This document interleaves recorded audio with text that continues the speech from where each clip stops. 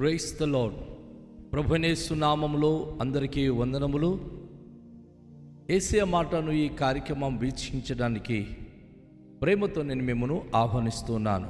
ఈ దినము లూకాసు వార్త 21వ అధ్యాయము 34వ వచనము నుండి 38వ వచనాల వరకు మనము ధ్యానించుకుందాం.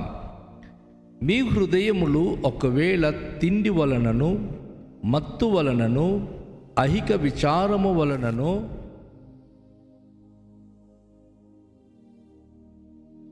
మందముగా ఉన్నందున దినములు అకస్మాత్తుగా మీ మీదికి ఉరి వచ్చినట్లు రాకుండా మీ విషయమై మీరు జాగ్రత్తగా ఉండుడి. ఆ దినము భూమి అంతటా నివసించు వారందరి మీదికి అకస్మాత్తుగా వచ్చును. కాబట్టి మీరు జరగబో వీటినెల్లను తప్పించుకొని మనుష్య కుమారుని ఎదుట నిలువబడుటకు శక్తిగలవారగునట్లు ఎల్లప్పుడూ ప్రార్థన చేయుచు మెలకుగా ఉండుడని చెప్పెను. ఆయన ప్రతిదినము పగటియందు దేవాలయములో బోధించుచు రాత్రివేళ ఒలివ కొండకు వెళ్ళుచు కాలము గడుపుచుండెను. ప్రజలందరూ ఆయన మాట వినుటకు దేవాలయములో ఆయన యొద్దకు పెందలకడ వచ్చుచుండిరి.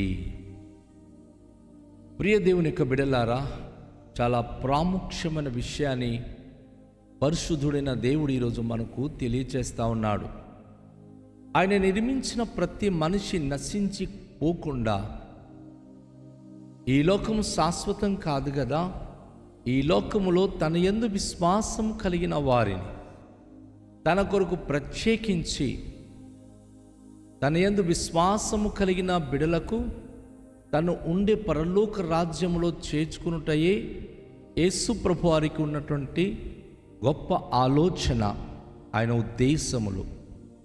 కనుక ఆయన దినములలో ఏ మనిషి తప్పిపోకూడా తనతో పాటు తన రాజ్యంలో చేరాలి, తన రాజ్యంలో సంతోషంగా ఉండాలని ఆయన ఆశపడుతూ ఉన్నాడు.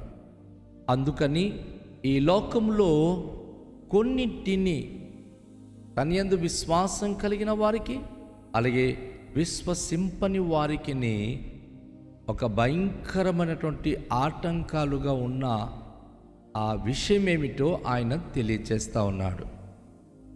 మనిషి హృదయము చాలా చాలా ప్రాముఖ్యమైనది.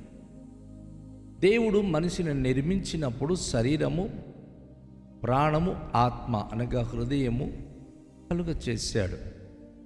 ఆ హృదయములో దేవుడు నివసించాలని ఆశపడుతున్నాడు. కానీ మనుషులు దేవునికి హృదయములో చోటివ్వక అనుక్షణము ఈ లోక సంబంధమైన ఆలోచనలతోనే కాలము గడుపుతూ ఉన్నారు.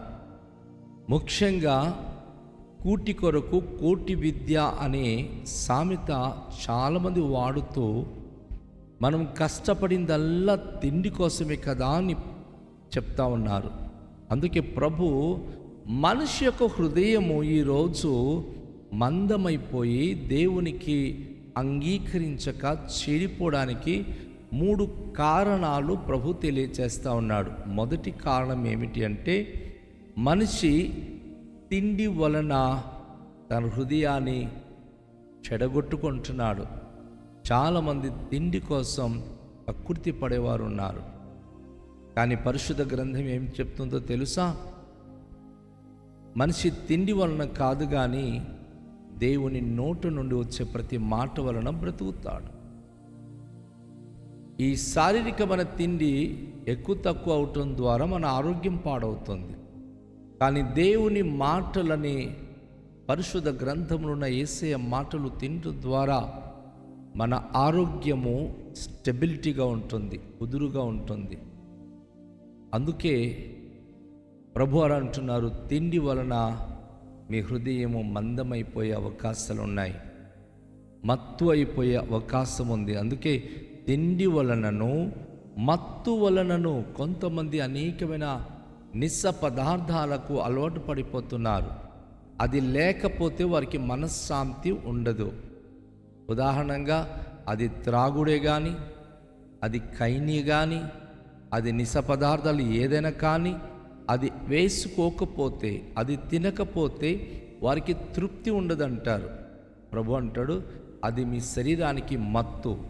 మీకు తెలుసు కదా, ప్రభుత్వం వారు ధూమపానము కానీ, ఈ యొక్క మత్తు పానీయములు కానీ త్రాగుట ఆరోగ్యానికి హానికరము అని తెలియచేస్తూ ఉన్నారు.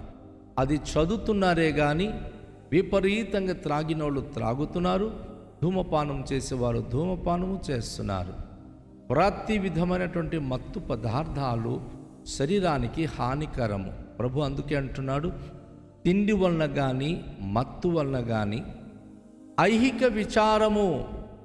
ఎప్పుడు కొంతమందికి తమ కుటుంబం గురించిన ఆలోచనలు, చింతలు పట్టి పీడిస్తూ ఉంది, విచారములు ముంచేస్తుంది.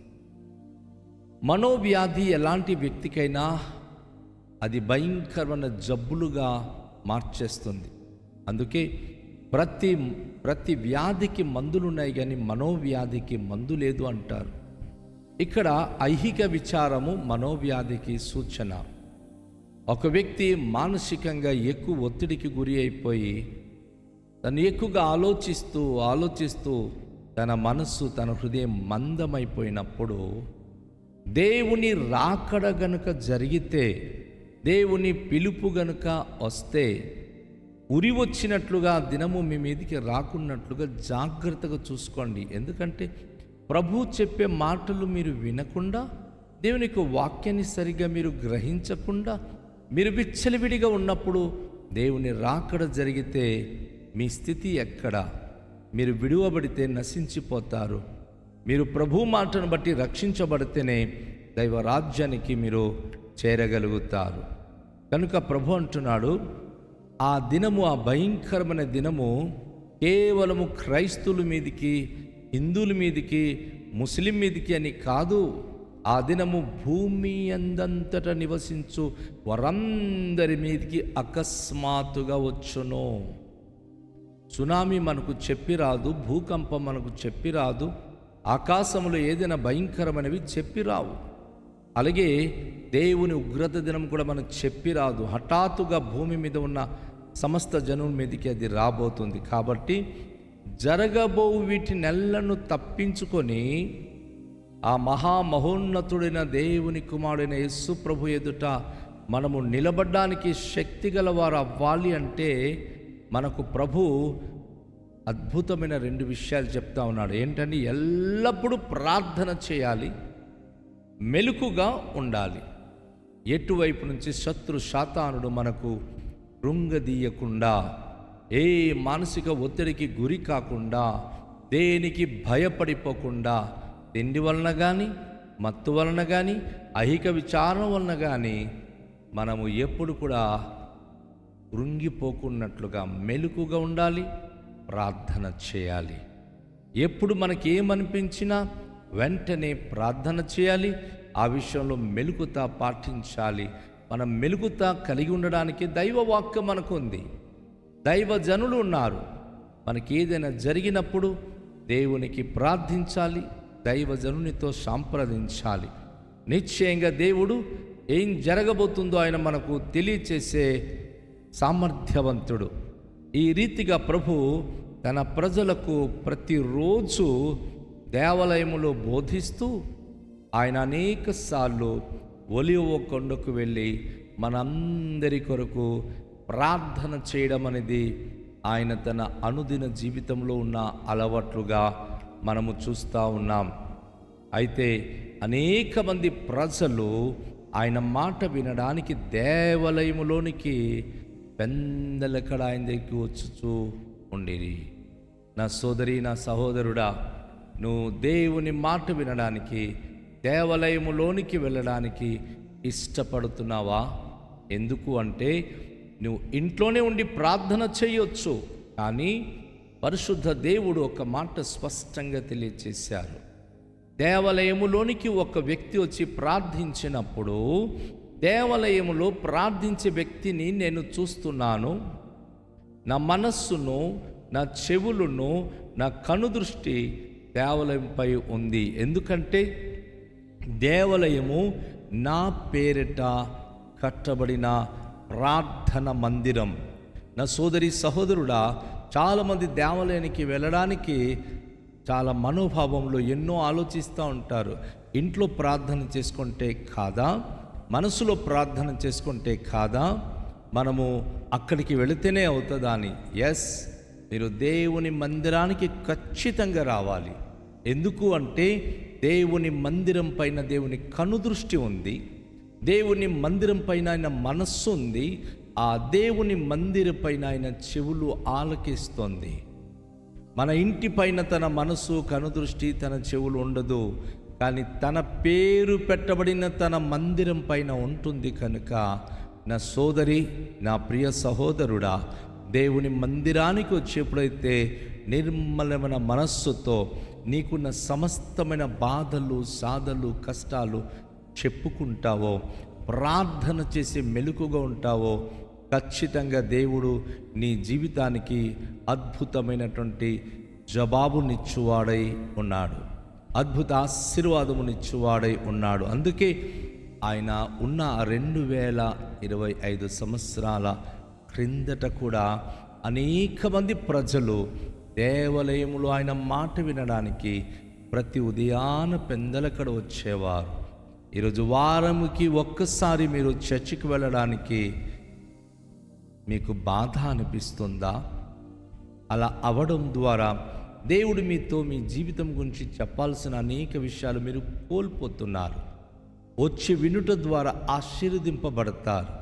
దేవుని ఆరాధన మందిరానికి వచ్చి దేవునికి ఆరాధించి ఆయన మాట వినుట ద్వారా మీరు, మీ కుటుంబాలు బహుగా మీరు దీవించబడతారు. అది ప్రభు మనకిచ్చిన గొప్ప భాగ్యం. కనుక రండి, మనము మత్తులము కాకుండా, ఏ మాత్రం మన హృదయాలు కృంగిపోకుండా, తిండి వలన కానీ, మత్తు వలన కానీ, ఐహిక విచారం వలన మందము కావద్దు, కానీ ఎల్లప్పుడూ ప్రార్థన చేస్తూ మెలకుగా ఉందాం. ఆయన రాకడలో ఆయనతో పాటు ఎత్తబడి ఆయన రాజ్యములో నిలబడదాం. ప్రార్థన చేద్దాం. తండ్రి, మీకు స్తోత్రాలు. ఉదయకాశములో మీరు మాతో మాట్లాడిన మాటల కొరకు కృతజ్ఞతలు చెల్లిస్తున్నాం. ఈ వాక్యము మా అందరి జీవితాలకు దీవెనకరంగా ఉంచండి. వాక్యానుసారంగా జీవించే భాగ్యం మాకు అనుగ్రహించండి. మీ కృపతో బలపరచండి. ఆశ్చర్య కార్యములను జరిగించండి. ప్రభువా, ప్రతి ఒక్కరు మెలకుత పాటించి ప్రార్థనలో ఉండడానికి కృపనివ్వండి. మీ కరుణ, మీ కటాక్షం, మీ వాత్సల్యత అనుగ్రహించుమని ఘనత, మహిమ, ప్రభావములు మీకే చెల్లిస్తూ యేసు నామములో ప్రార్థిస్తున్నాము తండ్రి. ఆమేన్. ప్రభు మనలను దీవించునుగాక. అందరికీ షాలోం.